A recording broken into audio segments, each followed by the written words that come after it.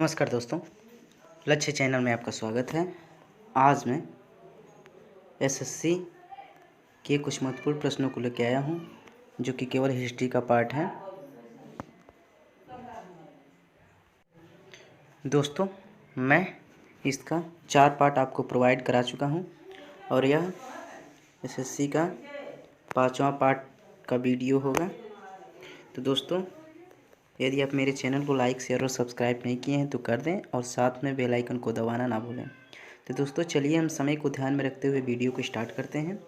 दिया है question number 110।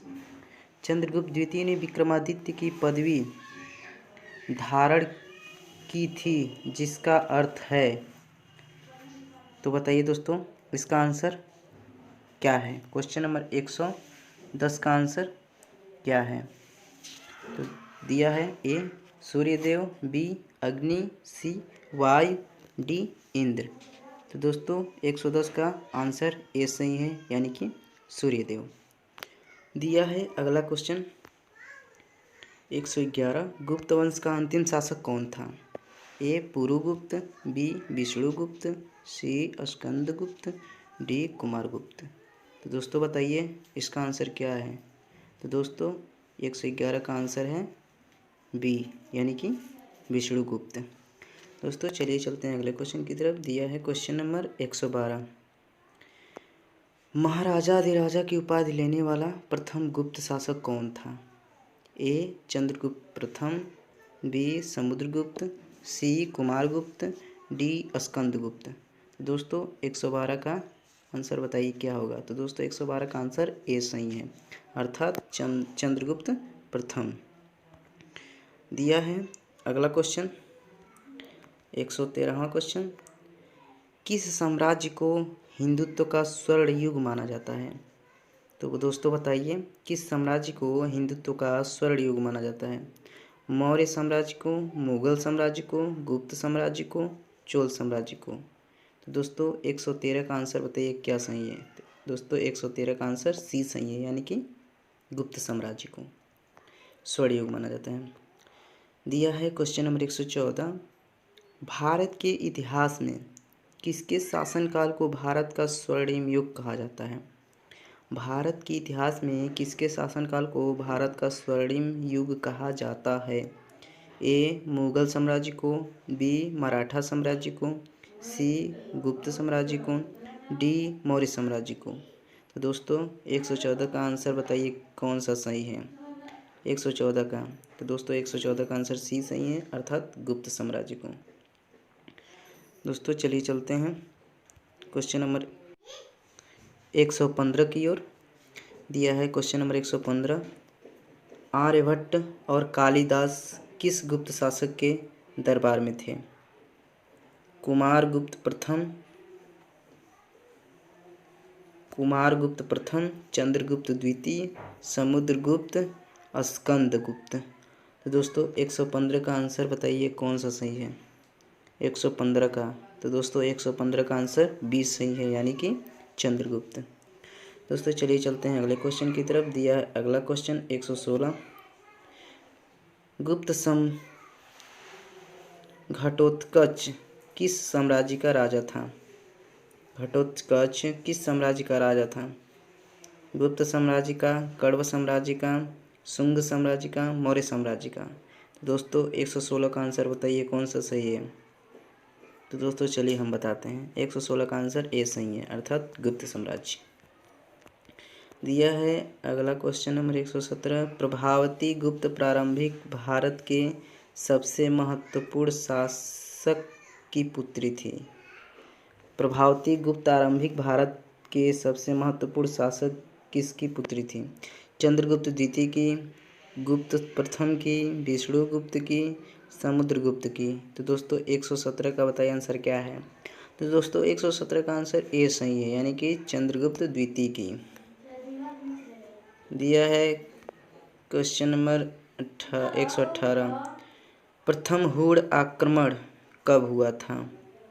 ए 358, B 458, सी 558, D 658।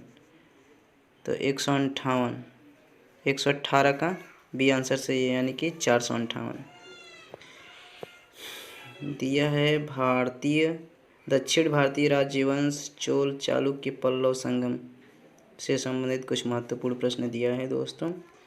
दिया है question number 119, who was the first king of the Chola dynasty to conquer Sri Lanka. Sri Lanka पर विजय प्राप्त करने वाला चोल वंश का सबसे पहला राजा कौन था। कुलोत्तुंग प्रथम, राजेंद्र प्रथम, राजेंद्र द्वितीय, विक्रम चोल। तो दोस्तों 119 का आंसर भी सही है, यानी कि राजेंद्र प्रथम। दिया है अगला क्वेश्चन, चोल अभिलेखों में उल्लेखित भूमि की विभिन्न कोटियों के अनुसार किसको मंदिर में उपहार में दे दी गई भूमि कहा जाता था। वेल्लन वगाई, ब्रह्मदेय, सालाभोग, देवदान। दोस्तों बताइए 120 का आंसर क्या सही है। तो क्वेश्चन नंबर 120 का आंसर डी सही है, यानी कि देवदान। अर्थात चोल अभिलेखों में उल्लेखित भूमि की विभिन्न कोटियों के अनुसार मंदिरों में उपहार दी गई भूमि को कहा जाता था क्या, देवदान।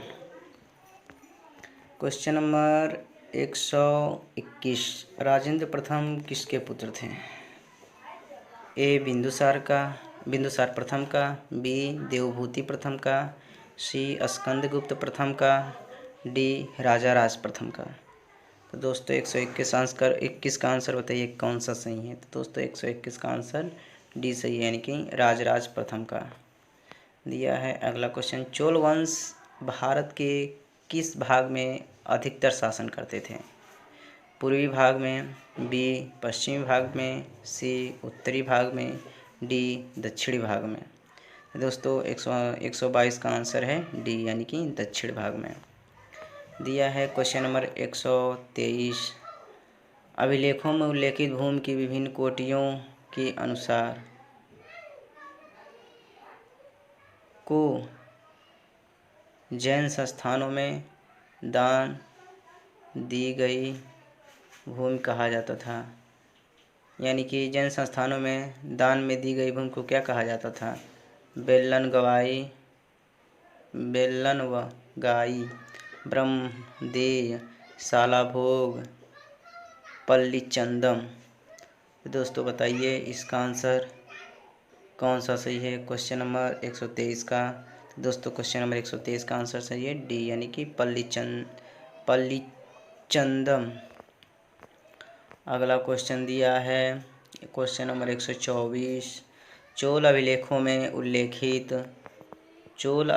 उल्लेखित भूमि की विभिन्न कोटियों के अनुसार किसको गैर ब्राह्मण किसान स्वामी की भूमि कहा जाता था। दोस्तों बेल्लन वगाई, बी ब्रह्मदेय, सी सालाभोग, डी देवदान। बताइए दोस्तों इसका आंसर क्या है, जल्द बताइए।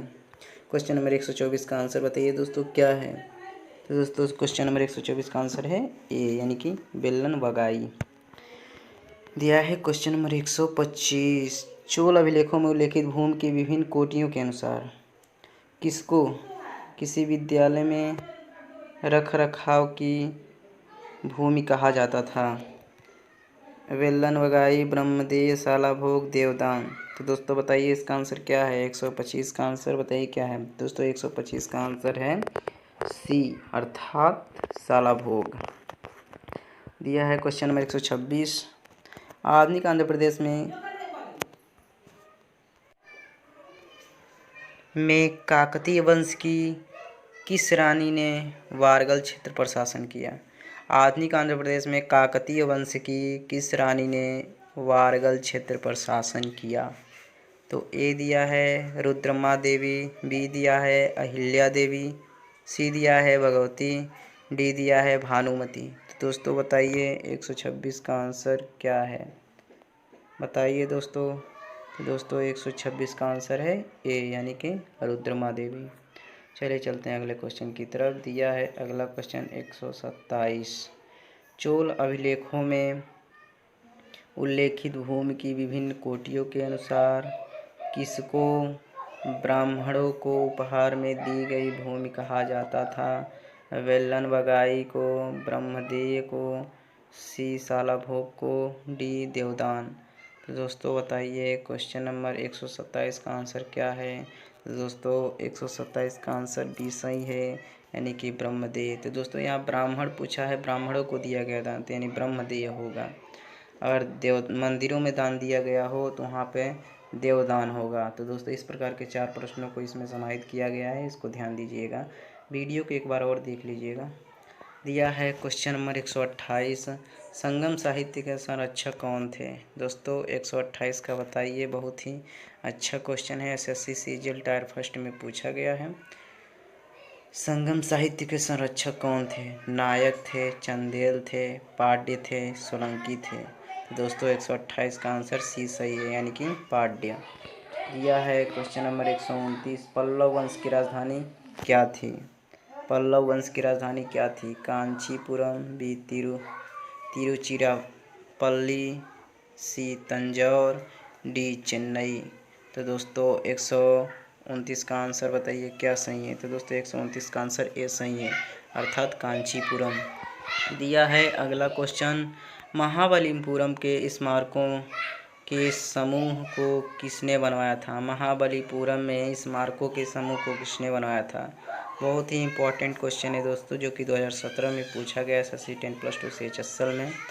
तो दोस्तों बताइए, ए दिया है चोल राजाओं को, बी दिया है पल्लव राजाओं, सी दिया है चेर राजाओं, डी दिया है चालुक्य राजाओं। दोस्तों बताइए इसका आंसर कौन सा सही है? तो दोस्तों 130 का आंसर बी सही है, अर्थात पल्लव राजाओं। दिया है अगला क्वेश्चन, निम्नलिखित में से पल्लव राजा ने चालुक्य राजा पुलकेशिन द्वितीय को पराजित करके और उनका वध करके वाटापिकौड़ा का खिताब हासिल किया? तो दिया है नरसिंह वर्मन प्रथम ने, महेंद्र वर्मन प्रथम ने, परमेश्वर वर्मन प्रथम ने, नंदी वर्मन प्रथम ने। दोस्तों बताइए 131 का आंसर क्या सही है? तो दोस्तों 131 का आंसर ए सही है, यानी कि नरसिंह वर्मन ने। दिया है अगला क्वेश्चन, 12वीं शताब्दी में कर्नाटक में एक नवीन आंदोलन का उद्भव हुआ जिसका नेतृत्व वासवन्ना नामक एक ब्राह्मण ने किया, जो प्रारंभ में जैन मत को मानने वाले थे और राजा के दरबार में मंत्री थे। तो दोस्तों बताइए इसका आंसर क्या है? चोल, चालुक्य, सी मौर्य, डी गुप्त। तो दोस्तों बताइए इसका आंसर क्या है? दोस्तों चलिए हम बताते हैं, इसका आंसर है बी, अर्थात चालुक्य। चलिए चलते हैं अगले क्वेश्चन की तरफ। दिया है क्वेश्चन, 7वीं सदी के बड़े भूस्वामी और योद्धा सरदार को उस समय के राजा किस रूप में मान्यता देते थे? 7वीं सदी के बड़े भूस्वामी और योद्धा सरदार को उस समय के राजा किस रूप में मान्यता देते थे? राष्ट्रकूट, बी चालुक्य, सी सामंत, डी ब्राह्मण। तो दोस्तों क्वेश्चन नंबर 133 का आंसर सी सही है, अर्थात सामंत के रूप में। दिया है क्वेश्चन नंबर 134, पतंजलि किसके संकलन के लिए विख्यात हैं? योग सूत्र, बी पंचतंत्र, सी ब्रह्म सूत्र, डी आयुर्वेद। तो दोस्तों इसका आंसर है योग सूत्र। दिया है क्वेश्चन नंबर, पाणिनि द्वारा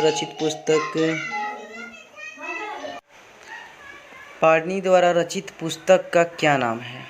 महाभाष्य, बी मिताक्षर, सी माध्यमिका कारिका, डी अष्टाध्यायी।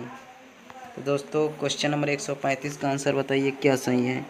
दोस्तों 135 का आंसर डी सही है, अर्थात अष्टाध्यायी। दोस्तों आज का क्वेश्चन बस इतना ही। यदि मेरा वीडियो आपको अच्छा लगा हो तो लाइक, शेयर और सब्सक्राइब करना ना भूलें और साथ में बेल आइकन को ज़रूर दबा दें। ताकि जो भी वीडियो मैं अपलोड करूं उसका नोटिफिकेशन आपके पास सबसे पहले पहुंचे।